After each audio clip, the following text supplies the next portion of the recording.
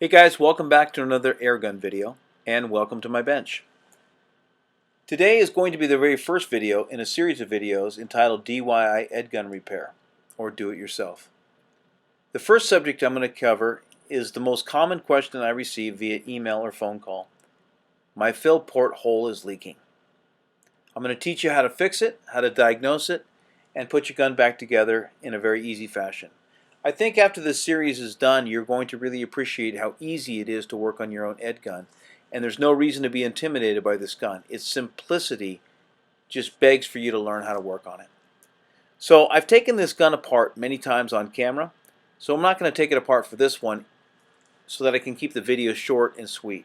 So let's go ahead and take the gun apart off camera and start right away with the leak detection. Okay, so before we start with the repair, I want to give a safety message about degassing an air tube. Now this goes for any gun, whether or not you're talking about an EDgun or any other brand. High pressure air tubes can be extremely dangerous, and even a little tiny bit of air, 1 or 2 bar, can send parts flying and be extremely dangerous. So in this case, I'm going to use a degassing tool which pushes in the valve and releases the air out of the transfer port. I think this is the simplest way to degas an EDgun. But you can also use a screwdriver or a metal pipe to push the valve. Now when we undo these screws here in the front or the rear, they need to be tensionless. If you feel any tension at all on either one of these screws, stop what you're doing, go back and check the valve and make sure that the air tube is fully degassed. The rear plug of an EDgun has a threaded end where you can attach a degassing tool to make it a little bit easier for you to push in the valve. I need to back the threads out on that for just a second. This tool just threads onto the rear plug, and then the screw pushes forward, gently pushing the valve and releasing the air out of the transfer port. All you got to do with a degassing tool is just thread it in, and I hate this moment right here when you don't know when it's going to go. Now, what you're essentially doing is pushing the valve in and releasing the air out of the top of the transfer port. I'm going to demonstrate why you don't use the air gauge to determine if the tube is empty or fully exhausted of air. There's a little bit of air left in the tube even though the gauge reads 0. There's still a little bit of air in here. So what I want you to do is just, if you have a degassing tool, leave it open all the way. If you don't, before you pull the gun apart, make sure that the valve freely moves in the back plug so that you're not taking this tube apart under pressure.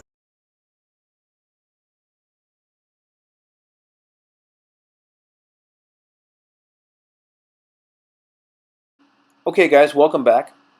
What I did off camera was took the gun apart, pulled the O-ring behind the fill valve, snipped it, and replaced it. That way I could properly demonstrate for you exactly what it's like when you have a fill port leak. So, your gun's sitting in your safe, you come out, and your air gauge is at 0. We know you have a leak. Or maybe it's leaking so slowly you know it's dropping. Usually this leak is a catastrophic leak, the one that is from the fill probe.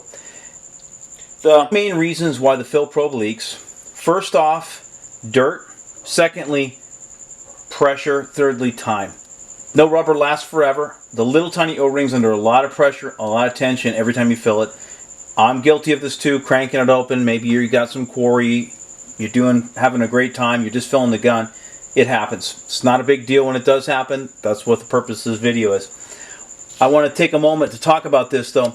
A lot of people lube these O-rings, and I am against that. The reason why is I think the dry is better for the fill probe.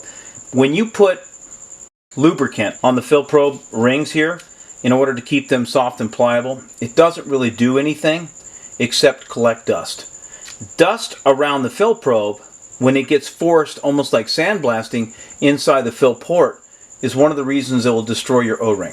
So let's go ahead and fill the gun and see what it sounds like with a bad O-ring on the fill probe. As you can see, your gauge is starting to creep up. This should be enough here.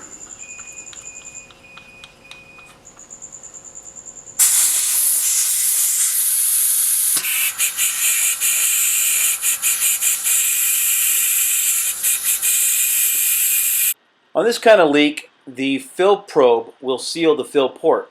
So you don't notice right away that you have a leak until you pull the fill port. So let me go ahead and finish degassing the rest of the air out of the tube and pull the front plug and show you how to repair it.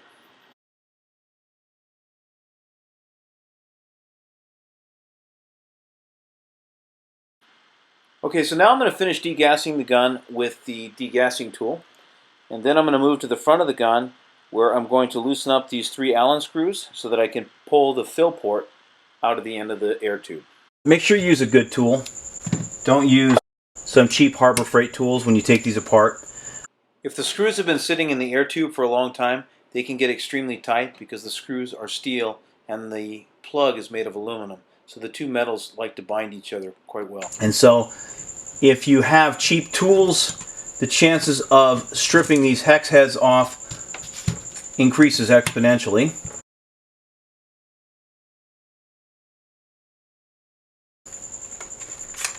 Unscrew the protective case. Now if you have one of the newer models that's on a jack screw, it works the same way. Just unscrew it all the way to the top, pull it, and another quarter turn, and this protective cap here will come off. While I have this off, never pull apart the gauge under pressure to use it to degas it. It will stay pressurized for a long time until the very end and will fly. So there is your fill assembly, very simple. And here is your culprit. This little right here. This is a 2mm hex head on the end of it.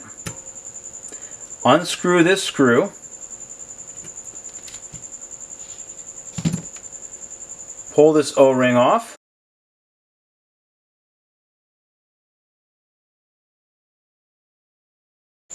And we'll go ahead and put it back over the screw.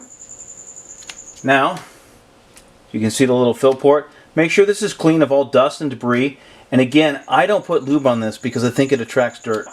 When you tighten this back up, you go all the way down till it squishes and then back it off a quarter turn. It just needs to sit. It doesn't need to be super tight. If you over tighten this, it slows down how quickly the gun will fill. While I have this out, if it's leaking around here, not through the hole, it's going to be this O-ring. If it's leaking around the gauge, there's a little O-ring behind the gauge here. This just unscrews, and if you can see right in there, there's a little O-ring.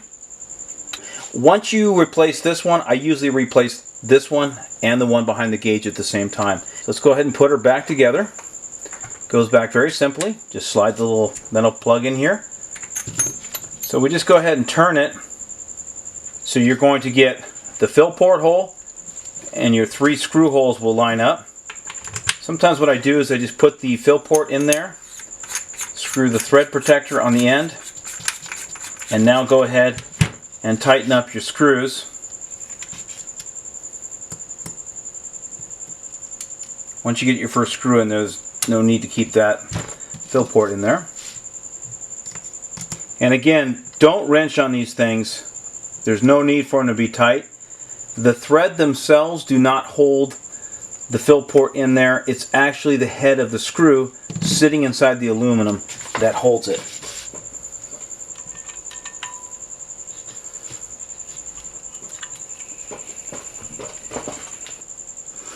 Okay, so we have about 100 bar. That should be enough to prove that the gun is fixed. Go ahead and bleed it off, and perfect. Now that your leak is fixed, you can put your gun back together and get back to shooting.